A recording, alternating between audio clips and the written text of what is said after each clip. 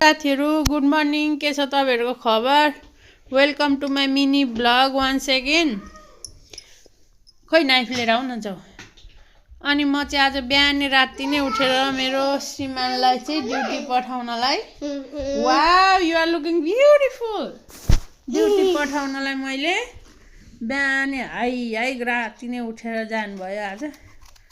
अनि नास्ता बनाए अनि लुगा आइरन गरेर पठाउनु पर्छ। के गर्नु, मेरो बाउले मलाई सिकाएको भनेको यही लुगा आइरन गर्न याद छ। मैले बाउले के सिकाएन तँलाई भने जस्तो तरिकाले के बाउले मलाई सिकाएको छ लुगा आइरन गर्न। अनि यो चिया नास्ता बनाएर दिए स्वामीलाई ड्युटी पठाए चट्ट पारेर हिरो बनाएर।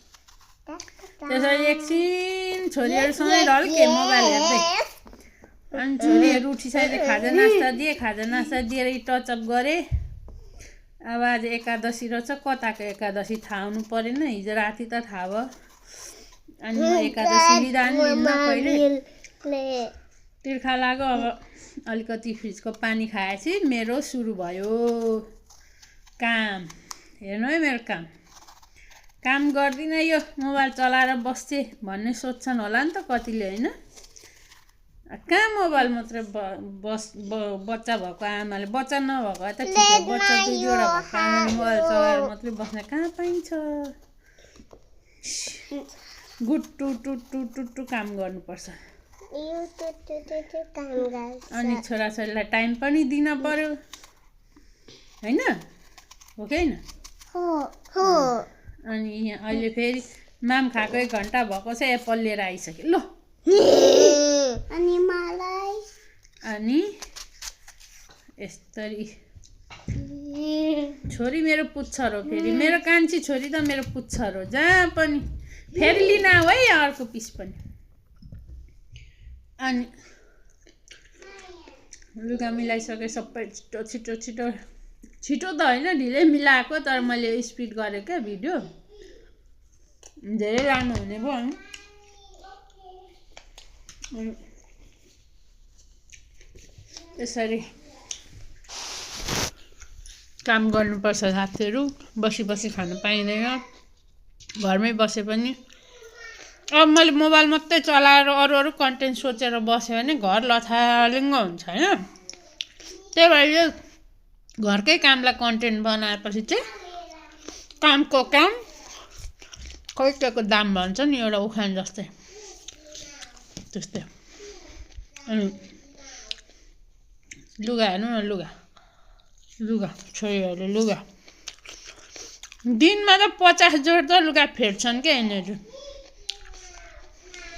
पट्याएर राखी मात्रै दिनुपर्छ, फेरेको फेरे हैरान लाउँछ। अनि त्यति पट्याएर मिलाएर मात्रै कहाँबाट भ्याकुम पनि गर्नु पर्यो। यो चाहिँ आफ्नो कोठा भ्याकुम गरेर एकचोटि मजाले भ्याकुम गरेपछि चाहिँ सर र पोछा लगाउँदा चाहिँ घर सफा हुने देखिन्छ क्या। त्यो मेरो कोठाको पनि मिलायो धन्न।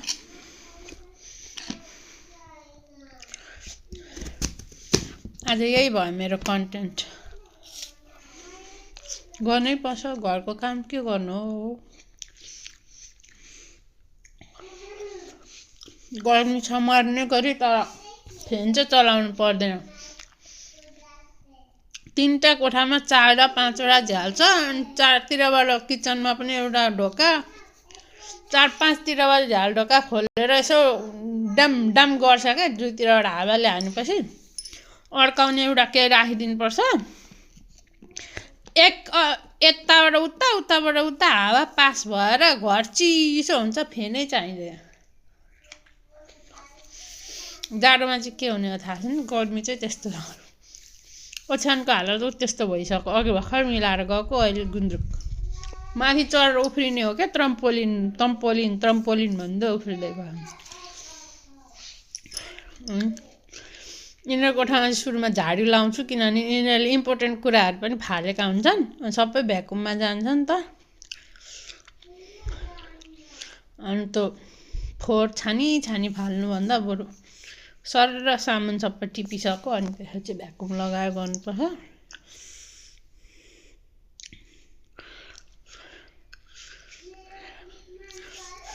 सघाउँदैछ।